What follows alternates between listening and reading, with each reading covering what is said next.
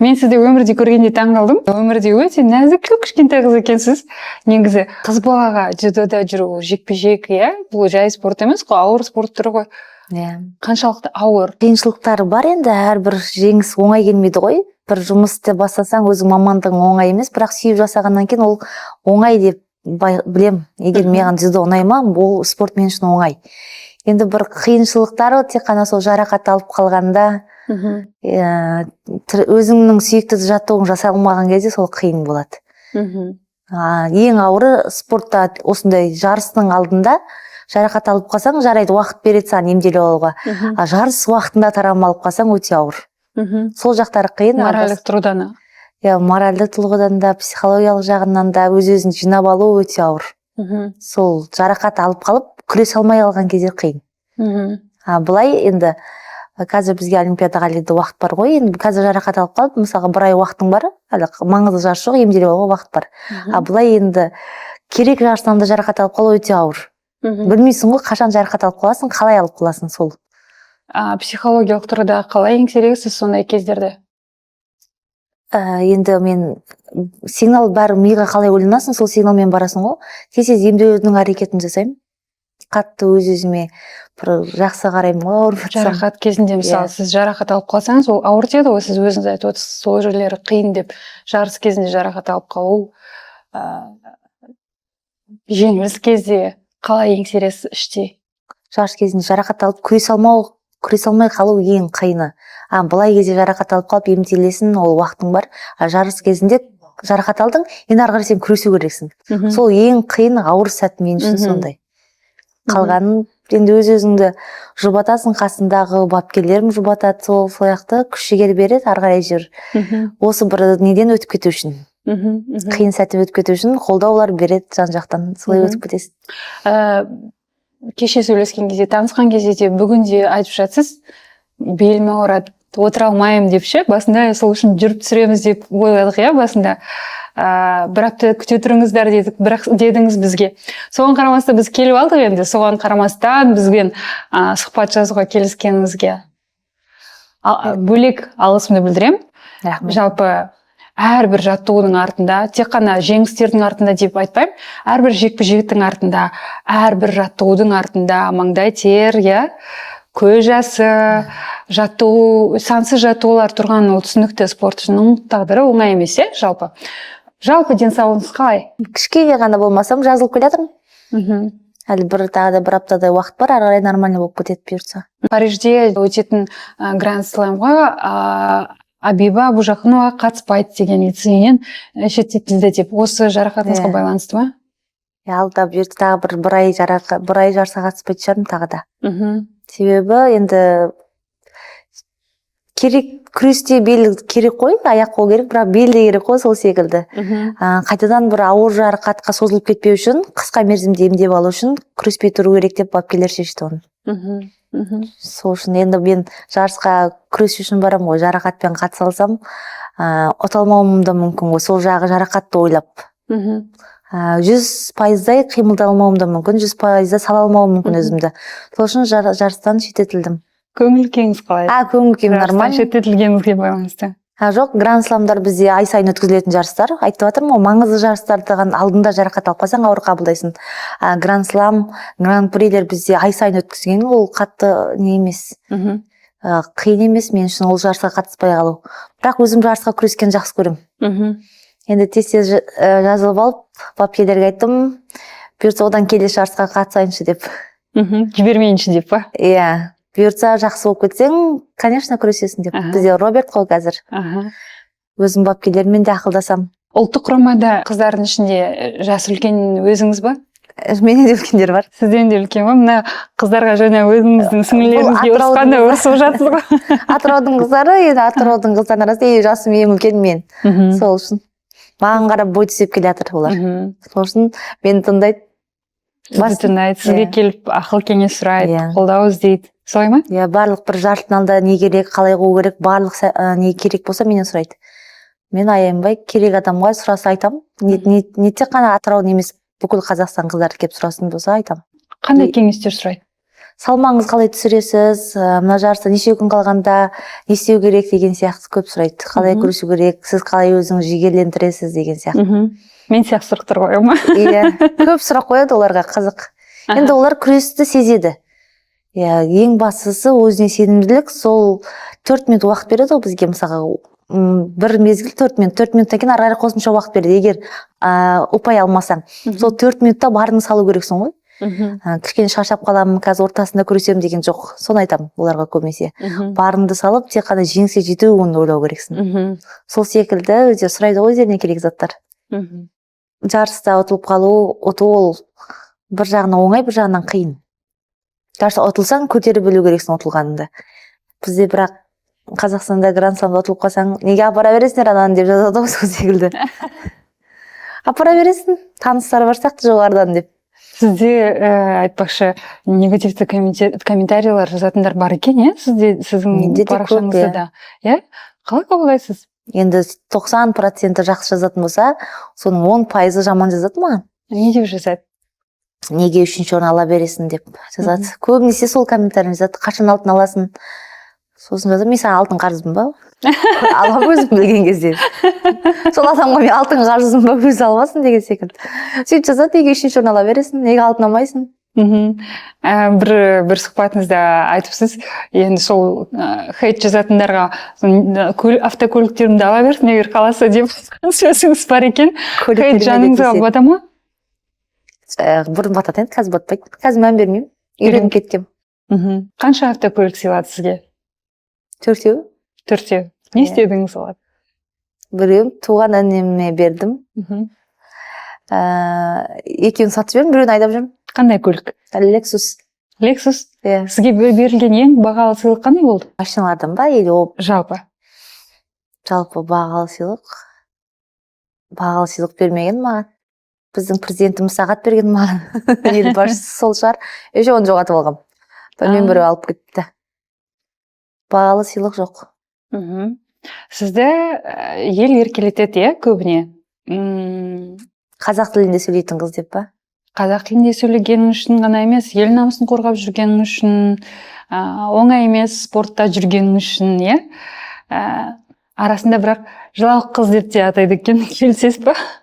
Иә, мен сразу эмоциямды көрсетемін ғой. Сол үшін шығар. Енді күлетін кезде күлемін, сразу жылайтын болса жылаймын. Эмоционалсыз. Иә, өз-өзімді ұстап қала алмаймын. Сол үшін қуанатын кезде қуанамын, жылайтын жерде жылай беремін. Сол үшін олимпиададан кейін жылауық қыз болып кеткен шығармын. Енді ұтылғаннан кейін жылайсың ғой, қуанбайсың ғой. Оны ертесіне байқадым, ондай комментарийларды мен бірінші күн байқаған жоқпын. Басқа жарыстарда да жылаймын ғой ұтылсам. Сол кез қатты көрініп кеткен сияқты. Жылауықсыз ғой сонда? Иә. Жылауықпын, эмоцияға толымын сондай. Жүзені 4-ші сыныпта 11-12 жасың, 10 жасыңызда, иә? Өзіңіз таңдапсыз, иә? Ешкім апармапты, өзіңіз өз қалауыңызбен. Оған не әсер етті? Не түрткі болды? Ештеңеге түрткі болған жоқ, өзіме бір ұнады, сол. Қалай көрдіңіз алғаш? Дзюдомен қалай бетпе-бет келдіңіз алғаш? Негізі мені анашым өзі алып барған 3 жасымда, 4 жасымда гимнастикаға, көркем гимнастика алып барған. Сол спорттан кейін сыныптаста қыздар барып жүрді, маған да бір күшке салатын осындай жеке өзі үшін күресетін спорт керек болды. Себебі одан алып баскетбол сондай қатысам, командамен жеңіске жету керек. Ол қиын маған командамен күрескен. Себебі мен қатты әрекет жасаймын, олар әрекет жасамайды деген сияқты. Сол үшін жеке өзім үшін күресетін спорт таңдадым. Сосын дзюдо деген спорт бар деп айтты. Енді ол білген жоқпын, күресу керек екен. Барып көрдім, бір көргенде ұнап қалды. Солай соңына дейін алып кеттім. Ол астан чемпион боламын деп ойладыңыз ба? Жоқ. Ерігіп, уақытты өткізіп барғам ғой негізінде. Балалық болды. Хоббидан туындады, иә? Иә. Дзюдоға деген сүйіспеншілік. Есімді білгелі 16-15 жастарда уже біле бастайсың ғой, не спорт деген не екен. Енді ол кезде маған жаттығуды көбірек жасата бастады, қиындата бастады. Сол қиындығына шыдай аласың ба деген сияқты өз-өзіме сөз бергенмін. Енді бастадым. Кіші бала кезіңізде ме? 16-15 жастарында. Бастадым, мен бір деңгейге жету керекпін, қойып кете алмаймын ғой, қанша жыл болса осы спортқа өзімді арнадым ғой. Кішкентай кезімнен бастап, мектеп кезінен. Басқа нәрсе істеген жоқпын, біреулермен көшеге шығып ойнаған жоқпын, мысалы бала кезде ойнады көшеге шығып, ал мен спортқа бардым. Танымал болғыңыз келді, тарихта қалғыңыз келді, иә? Оны 2015-тен бастап біле бастадым. Олимпиада деген спорт бар екен, әлем чемпионатын жеңсең, ел сені қолдайды, елге танымал боласың. Спорт көп нәрсені өзгертетінін сол кезден бастап білдім. 2015 жылдан бастап. Оған дейін білген жоқпын. Ол кезде қаншада едіңіз? 17 жаста. Оған дейін жай қатысып, жай әуеспен қатысып жүре бердіңіз. Енді қызығушылық бар, ұнайды маған осы спорт, бірақ не үшін қатысып жүргенін білмеймін, бірақ ұнайды, барам. Уақытым сонымен өткіземін. Сол жердегі қыздармен, ұлдармен ойнаған, күрескен, қызық маған сол спорт. Сол 2015 жылы Алматыға оқуға түскеннен бастап, Абиба деген кім екенін көрсеткім келді. Сол кезде өз-өзіме көп нәрсеге шектеу қойғам. Ерте ұйықтау, режим ұстау, спортқа бір мән беріп дайындалу, өз-өзіме жұмыс жасауды сол жылдардан бастадым. Жалқаулықты сырып қойып, Олимпиада чемпионы боламын, танымал боламын, тарихта қаламын деп, дзюдода өз атымды қалдыру керек екенін сол кезден бастап. Себебі өзім бапкерім Олимпиада бара алмай қалған. Орнына басқа адам барған. Ол кезде мемлекетке лицензия алып беру керек болған, олардың қатысатын жылдар. Ал қазір өзіңе өзің лицензия аласың. Содан кейін айтқан, мен 22 жасымда спорт қойып кеттім. Егер сенің бір арманың бір Олимпиада болса, онда бүкіл мақсатыңды спортқа қой, жан-жаққа еліктеме деген сияқты айтқан. Бапкеріңіз? 22 жасымда қойып кеттім дейсіз ба? Бапкерім 22 жасында қойып кеткен. Жастай қойып кеттім, әлі де күресуге болатын еді деген секілді. Өкінеді. Мен Парижде қойып кетем деп айтқым спортта. Білемін, сол бапкерім, сен әлі жассың. Мысалға Елдос Сметов деген 31 жасында Олимпиада чемпион болды, сен әлі 27-тесің деген секілді. Әлі күресуге болады. Сосын енді бір айша демалып алдым. Сосын ойладым, мен қазір спорт қоятын болсам, ертең 40-50-ге келгенде менде сол медаль болмаған ғой. Әлем чемпионаты ұмытылады, уақыт келіп, Олимпиада ешқашан ұмытылмайды, ол адамдарда жүреді. Сол секілді, егер мен Олимпиаданы ұтамын, содан кейін қоям деп. Парижде солай шештіңіз, бапкеріңіз айтты оны бірінші журналистерге. Абиба Парижден алтын алса, ол карьерамды тоқтатам деген деп. Неліктен дедіңіз? Енді арғарай өмірімді өзім үшін арналғым келген ғой. Немен айналысқыңыз келді? Басқа бір саламен, бизнеспен шығар. Өз брендімді шығару ма, әлде бір басқа. Енді маған спорт саласынан ары кете алмайтын сияқтымын, негізі қатты жақсы көремін ғой. Спорттан шаршаған кез болды ма ол? Жоқ, жеңілісті көтере алмаған кезім болған Олимпиадада. Парижден кейін? Алтын алам деп сенімді болып бардыңыз ғой? Өмірімдегі бір ең маңызды жарыстың бірі болды ғой. Егер сол жердегі жеңілісті қабылдау өте ауыр болды. Басқа жарыстарда ұтыласың, жарайды, келесіде ұтамын, тағы да дайындаламын деп кетесің ғой. Енді 4 жыл ол біз үшін аз уақыт. Басқалар үшін өте үлкен уақыт 4 жыл. Қазір мен жаттығу жасап жатырмын, ертең уже мен Олимпиадаға баратырмын. Ертең оянсам, сондай уақыт өтіп кетеді бізге 4 жыл. Сосын 4 жыл жарысқа, мысалы Олимпиадаға мен 11 жасымнан дайындалып келе жатыр, мен ұтып қалдым да, сол үшін маған өте ауыр болды. Көтеру, сол жеңілісті көтеру. Сол үшін бір қатты жылаған жоқпын негізі күресіп жатқан кезде. Адамдарға солай қатты көрінген. Бірақ бәрі солай қабылдады, сіз қатты жылады деп TikTokта тарап кетті көз жасыңыз. Мен бұл жерде көзіме жас толып тұрды. Мен Казспортқа айтқам, қазір интервью бере алмаймын. Мен ойланып тұрған жоқпын не үшін ұтылғанымды. Сосын бапкерім айтты, кешірім сұрай сал, қазақ елінен, саған сенген қазақ елінен деп айтты, болды. Ары қарай ештеңе айтқан жоқпын. Медаль алмаған үшін ба? Енді переломный момент болды ғой сіз үшін, тастаймын деген сияқты. Елдің көбісі сізді жұбатты, TikTokты жарды, жаңа жылағаныңыз.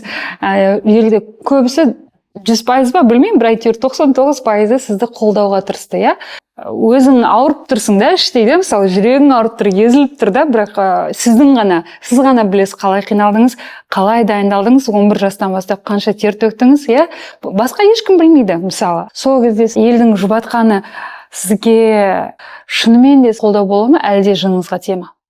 Жоқ, мен Олимпиадада ұтылып қалдым, ертесіне ояндым, сағат 10-дарға таман, түнде ұйықтай алмайсың, енді қатты қиын болды. Таңертең тұрсам, маған өте көп сообщение келген. Бәрі қолдаған мен. Сені ары қарай қолдаймыз, жан-жақтан шығып жатыр. Қалай сенің настроениеңді көтерсек болады, қандай сыйлық берсек болады деген сияқты.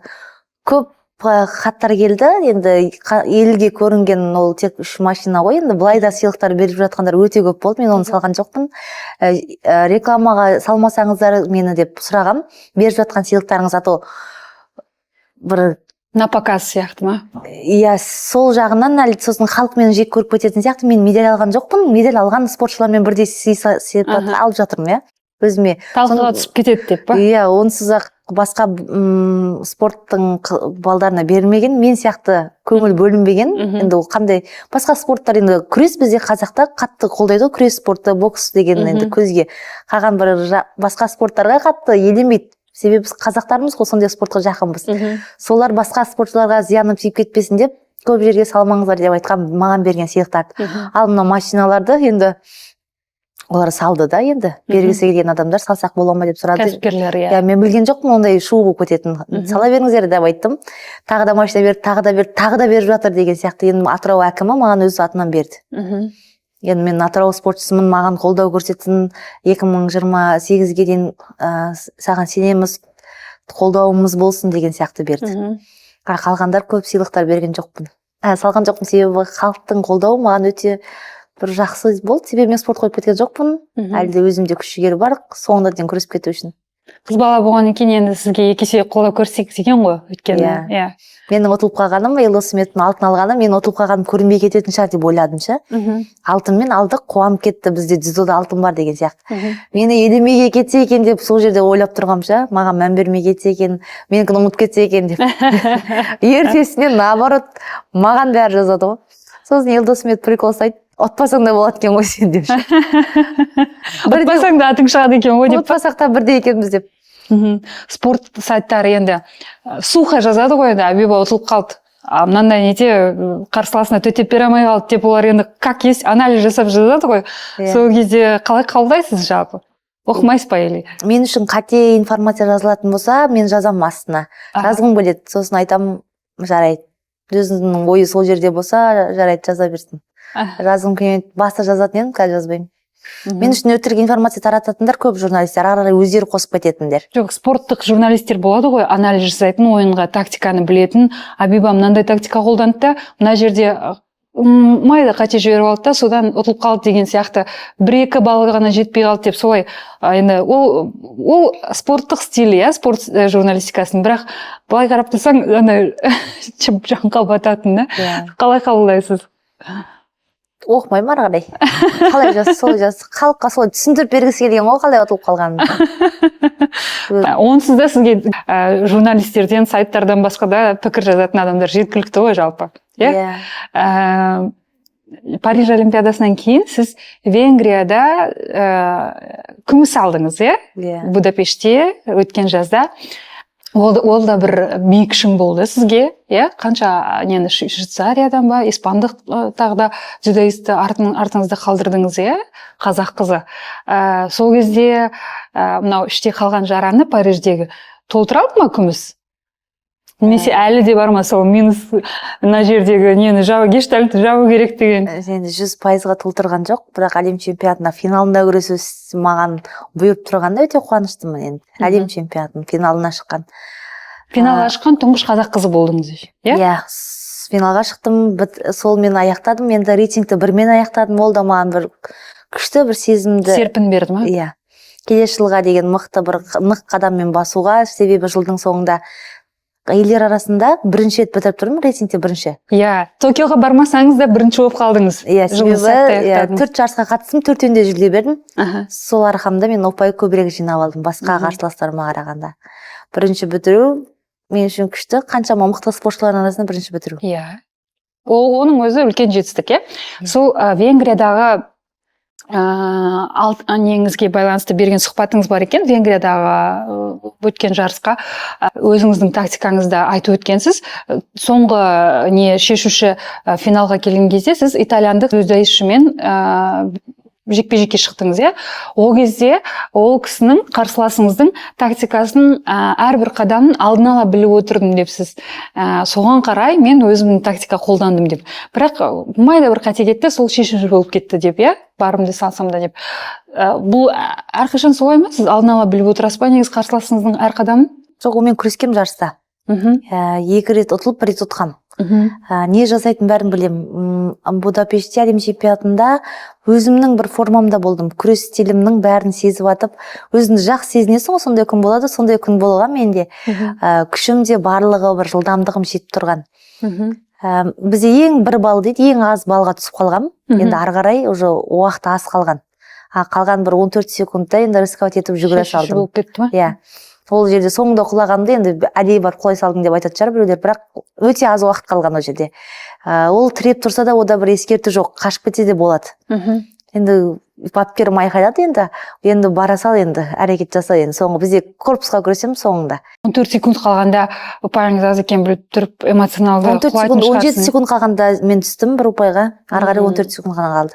Себебі егер мен ол уақытта түспегенімізде біз қосымша уақыт күресетін едік. Ескертумен болса да шешіп кететін болатын еді маған қарай. Енді кішкене енді бар, енді өкініш себебі егер мен бір алғанымда мен қазір қызыл нашивка тағып жүретін едім арқамда. Елдос Сметов сары болса менікі қызыл болатын еді. Бұл елімізге де басқа спортшыларға да бір күшті мотивация болатын еді. Бізде де бар ғой деген сияқты көрінетін едік. Бізде солай бөлінеді ғой, егер олимпиада чемпион болсаң сары нашивка тағасың, әлем чемпион болсаң 1 жыл қызыл нашивка тағасың. Елдоста бар. Иә, ол 4 жыл тағады. Лос-Анджелеске дейін ол өзінің нашивкасында көрсетеді. Елдос екеуіңіз мына жерде бауырлардай жүрсіздер, бір-біріңізбен енді бірге жаттығып, күнде көрісіп жүргеннен кейін Парижде жеңілгеніңізде не деп айтты, сізге қандай қолдау көрсетті? Келесі олимпиадада саған осы медалім жоқсы болсын деп медалім мойныма таққан. Өзіміздің спорт министрімен кездестік қой, жарыс біткен соң ертесіне. Осман Қырғызбаев күрес болғаннан кейін бәріміз үшеумізде шақырып алды. Головкин, өзі де маған қолдау білдірген. Бізде осындай сен сияқты осындай қыз бар екеніне біз қуанамыз деп. Сол кезде Елдос Сметов айтқан, менің алтыным саған жоқсы болсын деп. Ол олимпиада басталмай тұрып айтқан, егер сен алтын алып қалсаң, менен бірінші алтын алып қоясың деп. Себебі 48-дер бірінші күреседі ғой Елдос Сметовтен. Ол менен кейін күреседі. Солай прикол ұстайтын маған. Сен бірінші алып кететін болдың ғой менен бірінші деп. Солай қолдау көрсетеді, әліге дейін үйретеді, білгендерін сұраймын. Елдос. Иә. Әлі мен білмейтін көп қырлары бар дзюдоның. Білмеген барлығын сұраймын, ерінбей бәрін көрсетіп айтып береді. Қолдау көрсетеді, әр жарыста отқан сайын маған қоңырау шалып құттықтайды. Менің жеңісіме қуана біледі. Біздің ағамыз ғой, спортта ең бір маңызды ағамыз. Ол жерде ең главный сияқты ғой. Иә, Осман Қырғызбаев екеу. Айтпақшы, сіз жаңа айттыңыз ғой, сізге талай да былай да сыйлық берген деп. Қандай құнды сыйлықтар болды арасында? Салғызбадым дедіңіз ғой. Құнды сыйлықтар жоқ, ақшалай ғой. Шақырып бермей, былай бергендері бар, көрсетпей бергендері бар. Отбасыңызға қаржылай көмектесесіз ба? Иә. Қанша бауырыңыз бар? 4. Мен 3-ші үйде. Менен кейін інім бар, 2 сестрам бар. Кеуде. Інім үйленген. Үйде мен ғана. Күйеуге тимеген. Парижде айтпақшы айтқан сөзіңіз бар екен ғой, мені күтетін 2028 жылғы олимпиадаға дейін мені түсінетін жігітке ғана тұрмысқа шығамын деп. Иә, сосын качоктау болу керек деп айтқам. Арық балалар ұнамайды деп. Ондай бала кездесті ме сізге? Качоктау ма? Ойыңыздағы сол сіз өзіңіз бейнелеп берген жігіт. Мен иә. Мені түсінетін, менің спортымды қолдайтын. Енді спортты түсінетін бала ғана қолдайтын сияқты, себебі ол түсінеді ғой спортты. Спортты күресіп өзі сезбеген адам түсінбейді деп ойлаймын. Сол үшін менің болашақ жарым өзімнің спортымнан болса жақсы деп ойлаймын. Кездесті дедіңіз сіз. Кездескен шығар, иә. Енді менталитетіміз біз Қазақстанда тұрғандықтан енді барлығында бірдей деп ойлаймын. Отбасыңыз айтпай ма, осы дзюдоны қойшы, айтпай ма деп сұрақ қоймай қояйын. Қаншалықты жиі айтады, осы дзюдоны қоя салшы, тұрмысқа шықшы, бала тапшы деп. Айтпай ма? Жоқ. Күресті қой деп айтпайды. Себебі білет, маған керек медальды, мен әлі алған жоқпын. Сол үшін сен бастаған істің соңына дейін апаратын адамын, мен ешкім тыңдамаймын. Егер керек кезде күрес атқанда ағайымды да тыңдамай кетемін, егер мен қарсығатын болсам. Сол үшін күресті қой, сен семья болу керексің демейді. Ол сенің өмірің, өзің білу керексің. Мен семья құратын болсам, мен өзім жасаймын оны. Мен өзім сүремін ары қарай. Сол үшін маған айтпайды олай. Ондай нәрселер айтпайды. Жоқ, бізде әркім өз өмірін өз сүріп алсын деген сияқты. Жететін мақсатына жетіп алсын, сондай қолдау қатты береді.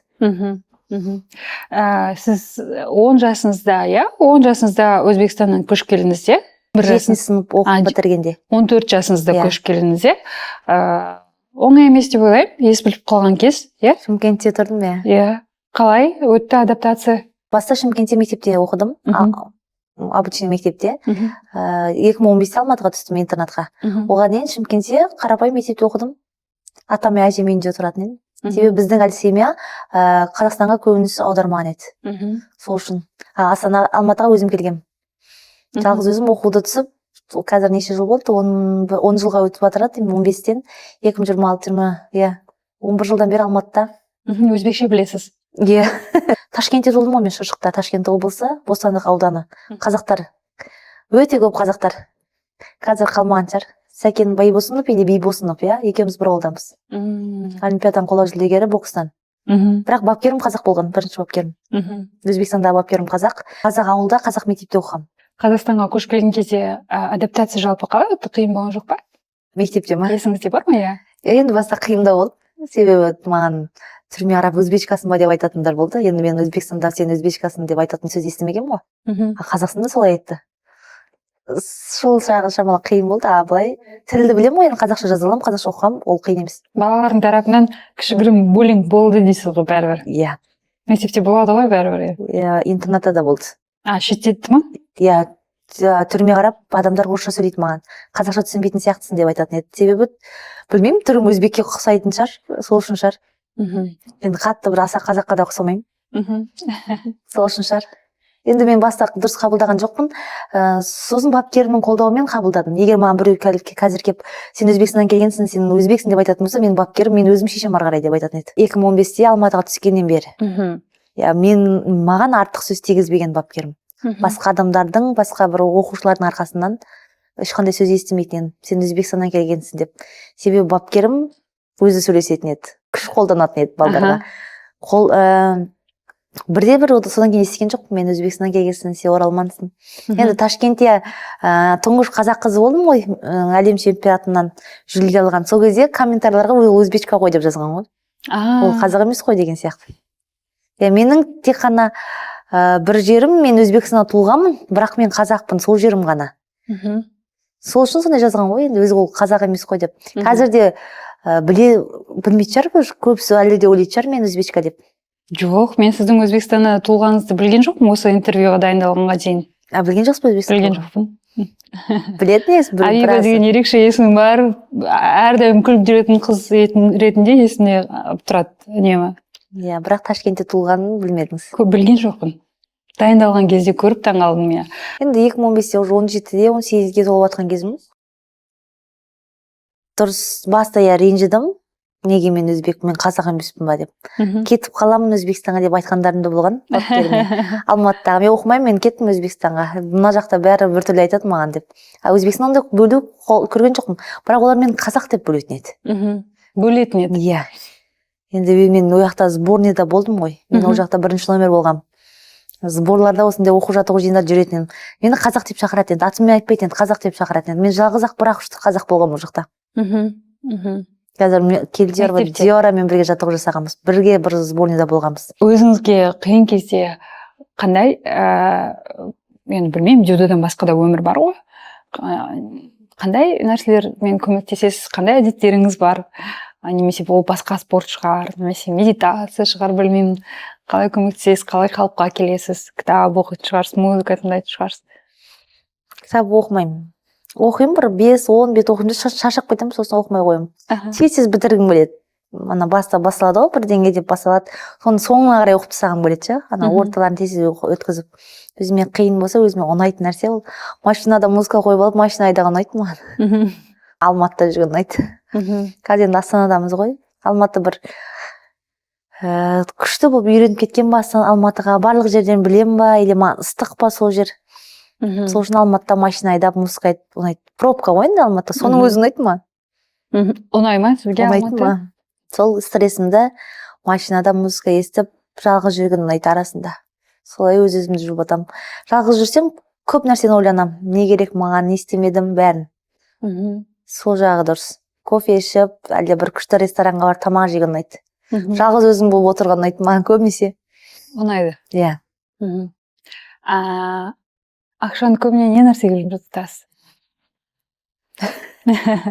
Бренд киімдерге жұмсаймын. Аха. Қандай бренд жақсы көресіз? Miu қазір ұнап жүр соңғы кезде. Dolce Gabbana сондай. Мгм. Ана көп жазуы бар ана немен брендтер ұнамайды. Мысалы Louis Vuitton сияқты сондай нәрсе ұнамайды. Маған көбінесе жазу жоқ, однотонный бар ғой, сондай киімдер ұнайды. Мгм. Көзге түскім келмейді, яркий цветтер ұнамайды.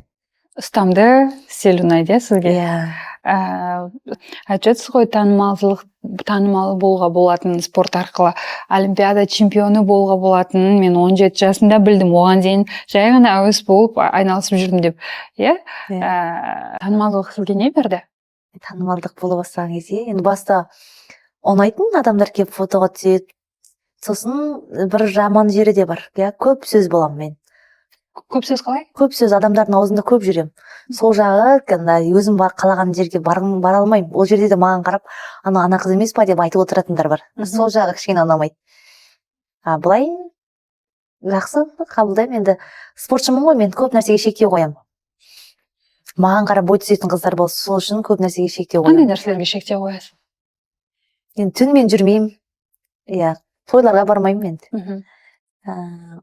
Андай бір Көзге түспеуге тырысасыз ба сонда? иә, көзге түспей өзімді тыямын көп нәрседен. Дұрыс жүріп, дұрыс интервью беру, дұрыс сөйлеуді, сол жақтың бәрін қадағалау керек. Мгм. Себебі адамдар қарайды, уже таниды мені деген сияқты. Кейде танымал болмай қоя салу керек деп ойлаймын ғой. Танып қойған үшін ба? Көп жерде еркін отыра алмайсың, бәрі келіп көзімше айтып кететіндер бар, мысалға сөйлеп ше. Анау Абиба ғой. Сосын мен атымды көбінесе қате айтады. Айбиби дейді, сондайлар ұнамайды маған. Мен емес, менде менде Абибамын мен. Енді маған атыма қойған қыздар да көп, қазір бәрі Абиба деп қойған шығар. Бұл қазақ алфавитінде Абибамын, иә. Бұлай атым менің Абиба. Абиба Абужақанова. Абужақанова емеспін мен. Сол жақтар ұнамайды. Жүдеден бөлек қандай ұсыныстар түседі сізге? Рекламалар түседі. Көп рекламалар. Мен рекламаларға отказ беремін, мен уақытым жоқ оларға түсуге. Түсірілімге, иә? Түсірілімге артық уақытым жоқ. Олардың түсірілімдегі уақытында мен ұйықтап алу керекпін. Келесі жатуға дене қалпымды қалыпқа келтіру керекпін. Түсте ұйықтау керекпін, кешке ерте ұйықтау керекпін деген сияқты. Сол үшін көбінесе жоқ деп айтамын. Сол үшін табиғи сұлумын дейсіз ғой. Неге? Режим ұстанған үшін. Иә, дұрыс тамақтанамыз. Иә, кез келген тамақты жей бермейміз. Сол жақтан да шектеу қоясың. Диетадасыз, иә? Диета ұстамаймын, андай вредный тамақтарды жемеу керекпіз. Сұлулық салонына жиі барасыз ба? Қандай процедураларға барасыз? Сұлулық салонына шашын боятуға барамын. Қасын түйдіруге барамын, болды. Қалған ешқандай жерін жасатқан жоқпын. Енді тырнағыма енді арасында барып тұрамын, егер.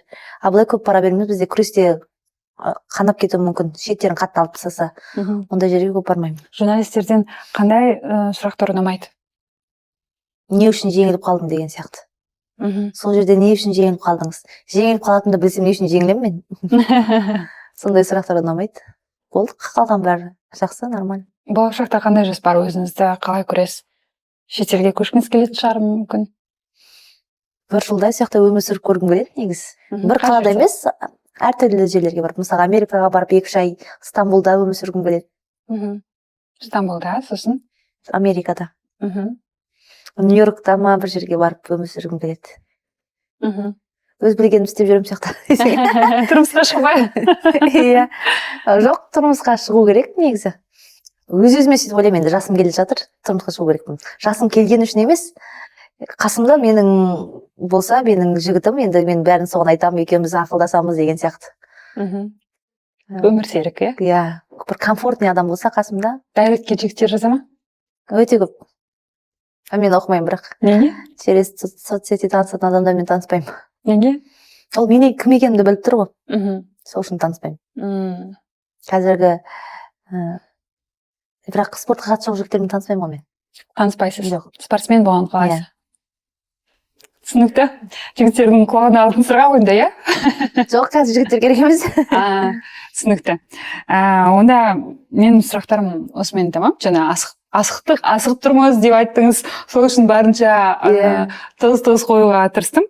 Қысқаша білесіз, Қысқаша жауап беру керек. Иә, жоқ, немесе бір сөзбен, максимум бір сөйлеммен. Иә. Олимпиада алтыны ма, әлде бақытты отбасы және бірінші бала шаға? Бақытты отбасы, бірнеше бала шаға. Ташкент бала ма, әлде қазақ еті ме? Поф. Егер дзюдо болмаса, кім болар едіңіз? Актриса или стоматолог? Неге? Екеуі екі түрлі мамандық.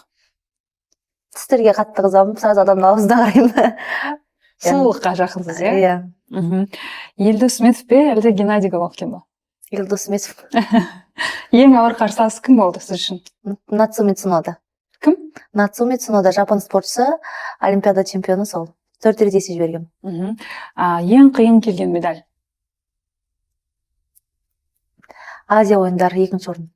2-ші орын? Иә. Ең сүйікті спортшыңыз?